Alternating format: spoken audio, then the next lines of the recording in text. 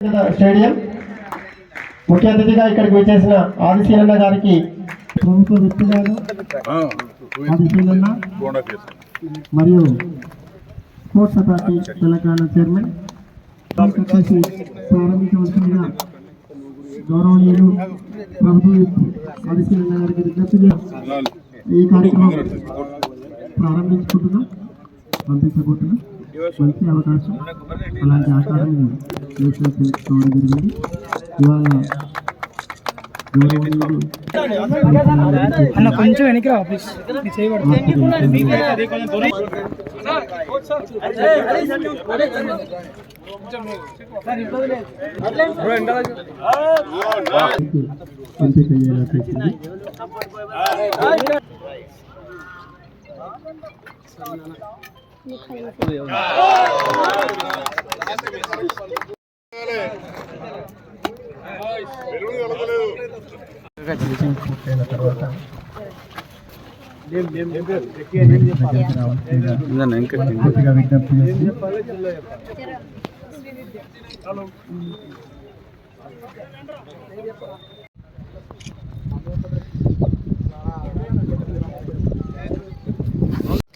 ఇక్కడ archery academy రావాలి అని చెప్పి కేకే మహేందర్ అని నాకు తెలిసి ఒక 100 సార్లు అయితే చేసింటాడు.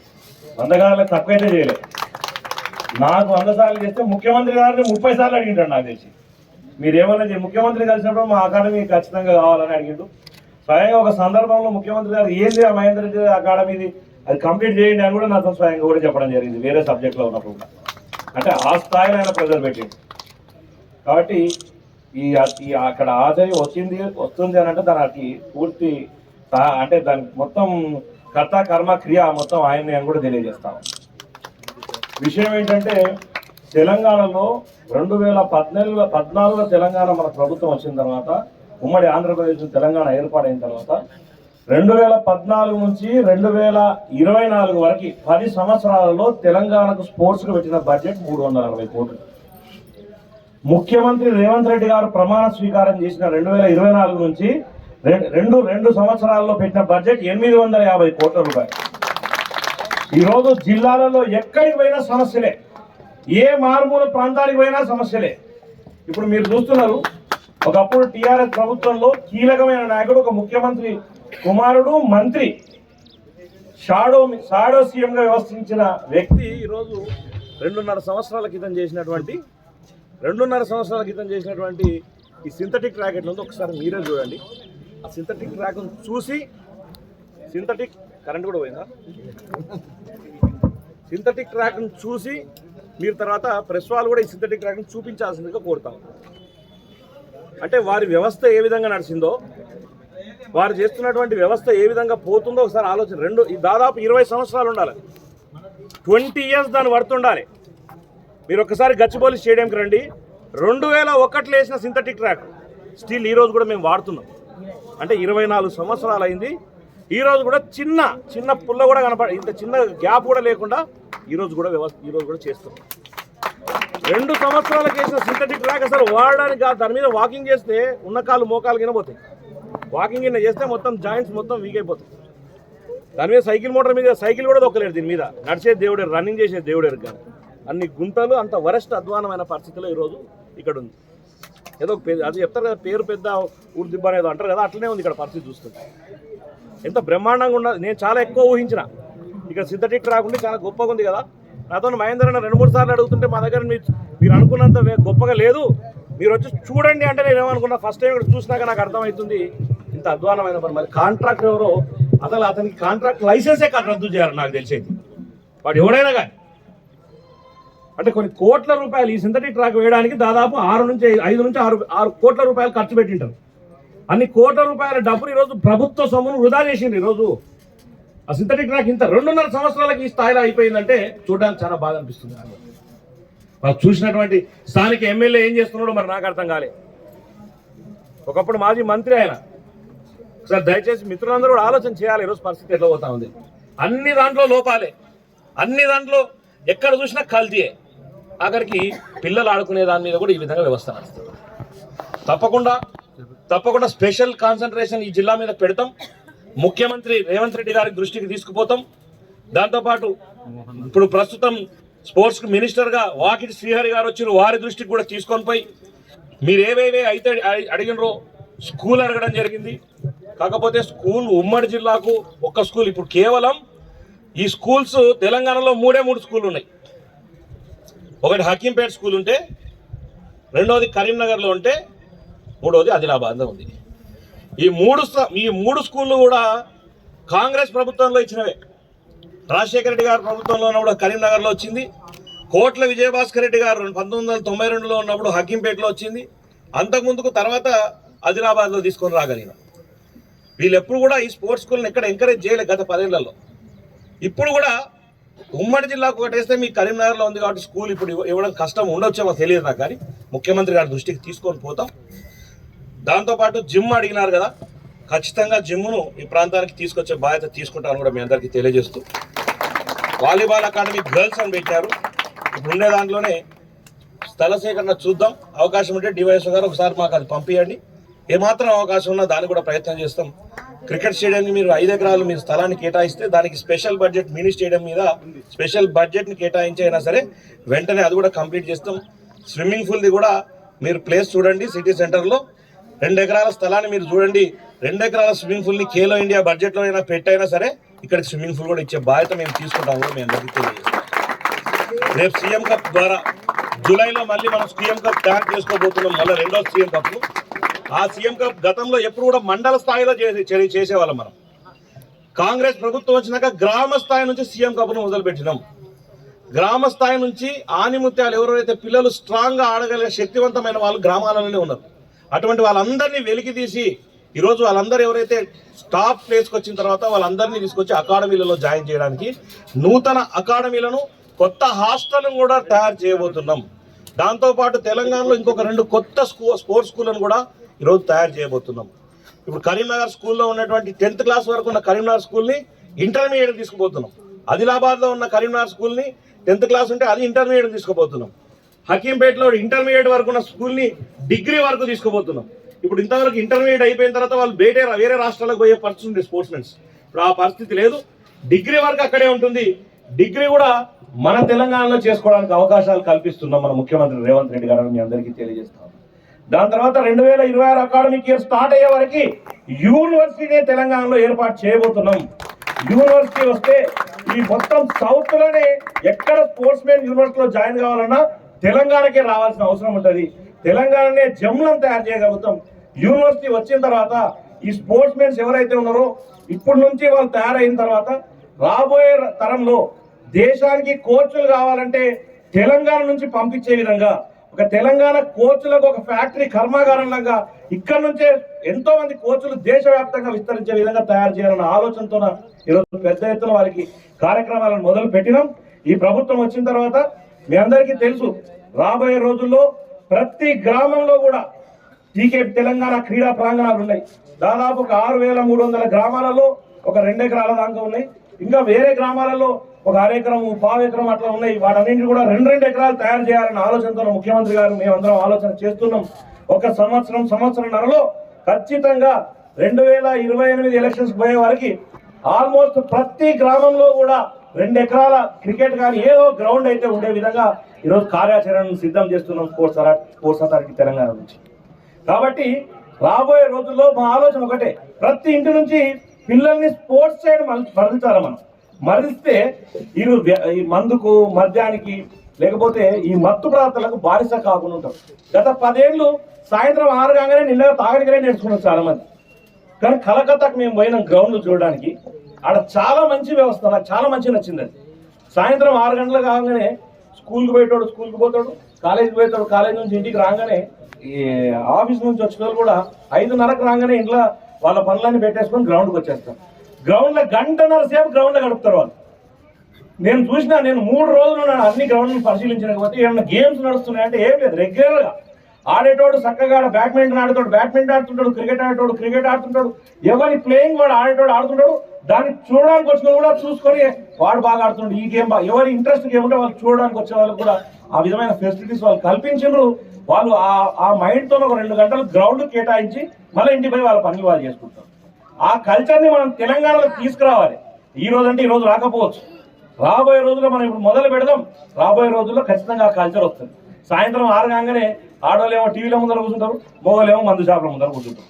ఈ కల్చర్ ఇప్పుడు మారిస్తే నెక్స్ట్ మన పిల్లల భవిష్యత్తుకి వాళ్ళందరూ ఏం చేస్తారు, నెక్స్ట్ స్పోర్ట్స్ సైడ్ వెళ్తారు. వాళ్ళు స్పోర్ట్స్ సైడ్ వెళ్ళిన తర్వాత ఏదో ఒక డిసిప్లిన్, ఏదో ఒక వాళ్ళకి నచ్చిన గేమ్లో ఉన్నారనుకోండి, వాళ్ళ ఆలోచన విధానం మారుతుంది. స్పోర్ట్స్లో ఉండే పిల్లలకి ఏంటంటే వాళ్ళు రేపనాడు జీవితంలో గెలుపోవడంలో కూడా వాళ్ళు నిలబడగలుగుతారు. ఇప్పుడు ఇంటర్మీడియట్ లో మార్కులు తక్కువ వస్తే సూసైడ్ చేసుకుంటున్నారు, డిగ్రీలో ఎవరైనా టీచర్ తిట్టిందంటే సూసైడ్లు చేసుకుంటున్నారు. అంటే వాళ్ళు భరించలేకపోతున్నారు ప్రెజర్ని.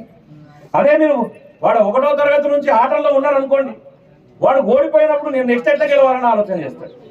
గెలిచిన రోజు ఎంత ఆనందంగా ఉంటాడో, ఓడిన రోజు రేపెట్లా గెలవాలన్న ఆలోచన వారికి చిన్న వయసు నుంచే మొదలవుతుంది. గెలుపోవడంలో అలవాటు పడ్డప్పుడే మనిషి దృఢంగా ఉండగలుగుతాడు.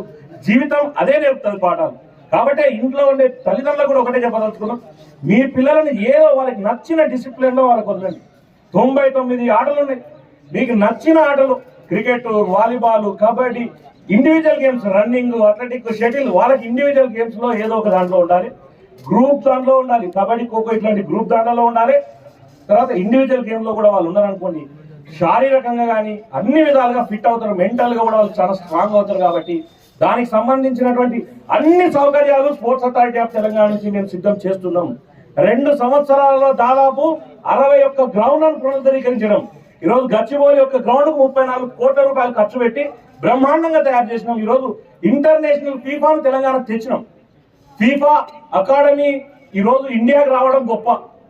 అటువంటి ఇండియాలో ఒరిస్సాకు వస్తే ఈరోజు మేము అక్కడి నుంచి ఒరిస్సాలో ఉన్నా కూడా తెలంగాణ కూడా మాకు ఇంకో అకాడమీ కావాలని ఫీఫా వాళ్ళతో మాట్లాడి ముఖ్యమంత్రి రేవంత్ రెడ్డి గారు ఖచ్చితంగా ఈ తెలంగాణలో ఫీఫాకు సంబంధించిన ఎన్నో గేమ్స్ మనం ఇక్కడ పెట్టగలిగినాం. Football games, international football matches పెట్టి 21 దేశాలలో ఫీఫా అకాడమీస్ ఉంటే ఏ దేశంలో అయినా ఒక అకాడమీ ఉంటుంది. వాళ్ళు ఒక భారతదేశంలోనే అక్కడ ఒరిస్సాకి ఇచ్చారు, మనకి ఇక్కడ మనకి ఇచ్చారు.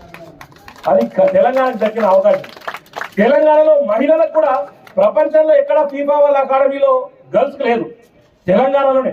ప్రపంచం మొత్తం ఫీఫాలో గర్ల్స్ జాయిన్ కావాలంటే 21 దేశాలు, అమెరికా కానీ, జపాన్ కానీ, ఆస్ట్రేలియా కానీ ఏదన్నా జాయిన్ కావాలి ఫీఫా అకాడమీలో గర్ల్స్ అంటే భారతదేశంలో తెలంగాణకే వచ్చి జాయిన్ కావాల్సినంత ప్రాముఖ్యత ఈరోజు తెలంగాణకు తీసుకురాగలిగింది.